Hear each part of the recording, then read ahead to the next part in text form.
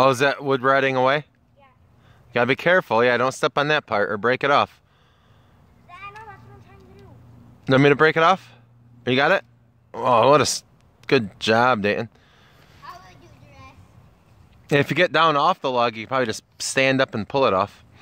All right, we're out here in the woods today to talk about the 1920s and 1950s. Some historians say that there are similarities between the 20s and the 50s here, the 1920s, 1950s. And so, if you kind of look here, 1920s, 1950s, 1920s is famous for being, you know, the jazz age, the roaring 20s. Whereas this is the jazz age. Some people say this is the rock and roll age or the birth of rock and roll age. Post-war America, 1950s. And so, when you look at this, you know, there's some similarities here. They're both post-war, post-World War I, which ends November 1918. 1950s, you know, World War II ends, you know, I guess August, kind of, with the atomic bombs in August of 1945. So the late 40s and 50s are post-World War II. And with both the post-war times, you kind of get like this bit of an economic boom. It's like this prosperous time, this prosperity in post-war society. Both the 20s and 50s are known for kind of having this growing consumer culture with all these new products, new appliances, new this, TV dinners in the 50s. So this prosperity and this pent-up demand from the war times gives both the 20s and 50s this consumer culture, all these new products, all this new stuff to kind of buy. The 20s, you start to see more and more of a national culture than ever before because of the radio, and you start to get national TV or national radio programs, and it starts to connect the nation. This national culture. 1950s even more so with the advent of the television, and the television starts to become like a big part of the 1950s, and the culture connecting people in the way, you know, people sitting around the TV as a family watching the nightly news or eating TV dinners starts to kind of become a thing in the 50s here, especially late 50s. And, you know, it's kind of interesting what the TV is, you know, like VCRs. Some of you kids might not even know what they are, but VCRs don't exist yet. Kind of think of them as the original DVR. Eisenhower, who's president in the 50s, his wife likes to watch a lot of TV, and when she can't watch TV because she has to be traveling or be somewhere else, she would actually have a Secret Service member sit and watch the television and take notes, so she'd be up to speed on whatever's happening on Leave It to Beaver or whatever show she's watching. Both the 20s and 50s are kind of known for conformity. There's exceptions. The 1920s have the flappers, the girls with the short bobbed hair. They don't do conventional gender norms. You know, they were dresses. They dance in public. They'll even smoke. They'll go to speakeasies. Beatniks. Some people see them as kind of like the hippies of the 50s. The beatniks, they're anti-conformity. They kind of break some of the norms of Jack Kerouac's probably the most famous beatnik. Look up On the Road, Jack Kerouac, beatnik. But the 20s and 50s are famous for having a lot of conformity, especially more so in the 50s. But yeah, you have soldiers who go off to fight in World War I and World War II, and they come home. And, you know, and think about, like, the military kind of teaches you conformity. You know, you dress the same, you wake up at the same, you train the same. And so there's a lot of conformity, like in the 50s, especially, you know, be American. Don't be communist. Be a true American. And so in part because of this conformity, you start to see kind of like the Red Scare start to emerge. The first Red Scare is post-World War I and the late 19-teens into the 1920s. The second Red Scare, post-World War II. And And you think about this, during World War I, the Tsar, ruler of Russia, gets overthrown. The Bolsheviks, basically the Soviet Union emerges, the communists emerge.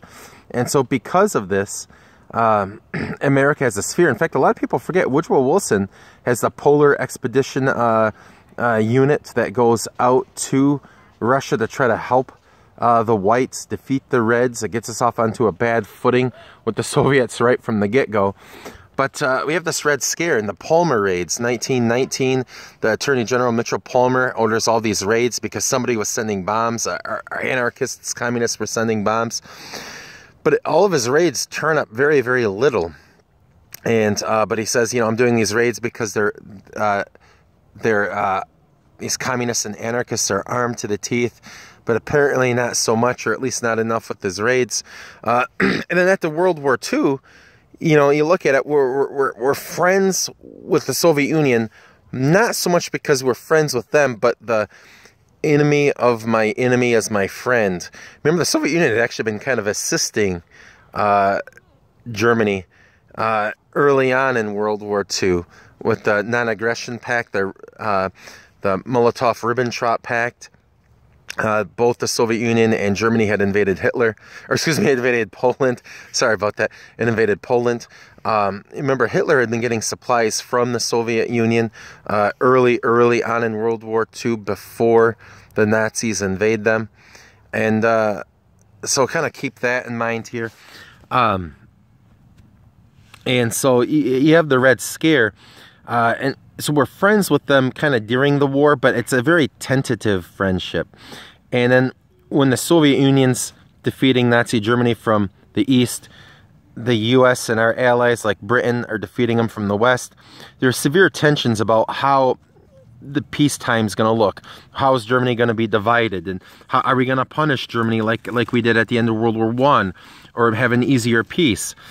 And so, the Cold War sets in at the end of World War II, and that kind of leads to, this Red Scare and McCarthyism and the House of Un-American Activities Committee investigating communist activities in the country and so forth, and colleges, campuses, and with professors and so forth. You also have this Great Migration that continues. It starts here in the 19-teens, World War I era, and through the 1920s. But it continues on during World War II and in the 1950s, where African Americans down south move up north. And at this time, a lot of African Americans are just coming up for better opportunities in factories. And you get it during World War II as well. But also remember, mechanization, creating agricultural machinery, forces a lot of sharecroppers out of jobs, and a lot of them are coming north looking to get jobs in the cities.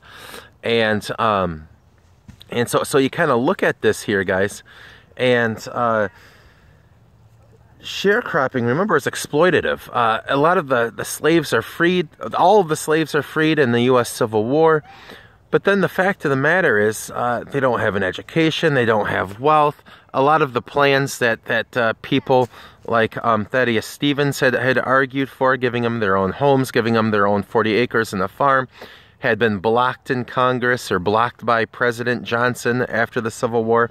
And so a lot of slaves, they have nothing to do but go back to work for the former masters as sharecroppers. And it's very economically exploitative as a sharecropper. Most of the stuff you grow is going to go to the landlord, your former slave owner.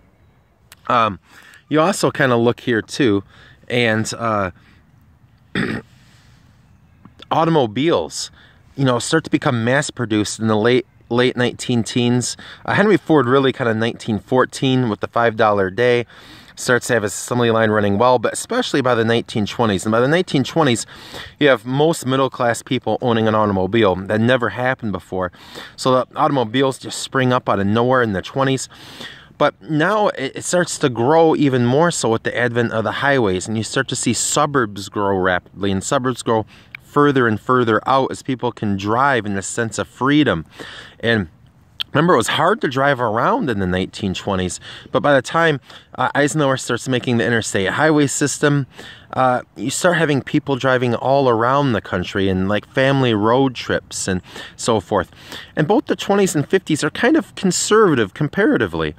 I mean, you look at the 19-teens, it's, you know, you get like the progressive era, the early 1900s with Theodore Roosevelt, even Taft, Wilson. Bigger government, government solving problems. 1920s, you have this return to normalcy, is what Warren G. Harding calls it. Less government, especially with Calvin Coolidge, less government. Now, Hoover does increase the size of government a little bit when he tries to fight the Great Depression. 1929, 1930, 1931. But the fact of the matter is, 1920s is a little bit more conservative than the prior years, and a little bit more conservative than the following years. Look at the 1930s, FDR. You know, we're going to use government to solve the problems of society. That's not something that you hear from a Warren G. Harding or a Calvin Coolidge as much. 1950s is a bit conservative too. I mean, you look at like the preceding presidents, like FDR, in the 30s and in the 40s, he dies in 45.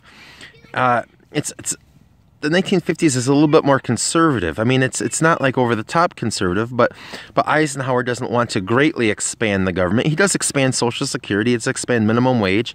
He does expand some unemployment benefits, but he's not really out there creating a lot of new government programs. He's not creating new welfare, although he does support the ones that already exist. But the 50s is certainly more conservative than FDR's era was, and certainly more conservative than like the mid to late 60s were. So the 1920s and 50s, some historians often compare them because there are some similarities between the two. All right, kids, do you have anything to say? Alice? Can you please keep the video going? What do you want me to do? I want to make a Kittenzilla video. Okay, real quick, do a Kittenzilla video. Why quick? Well, the kids probably don't have too much time to watch. All right, let me see what Kittenzilla is.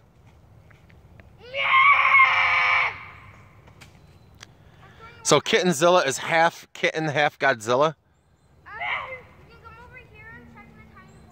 That is a fierce... How fierce can Kittenzilla get? Holy cow. I mean, holy kitten.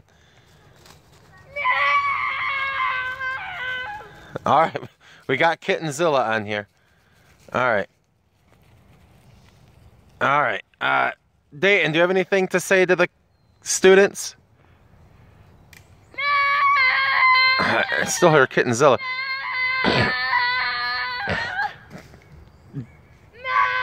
Dayton, do you have anything to say, buddy? Nothing to say, bud? Okay. Alright, well, that's the history lesson for today. From Kittenzilla and myself. And Dayton, have a good... Oh my gosh, Kittenzilla is so huge, it's shaking a tree. It's like a tornado through here. Alright, have a good day, kids. Stay safe.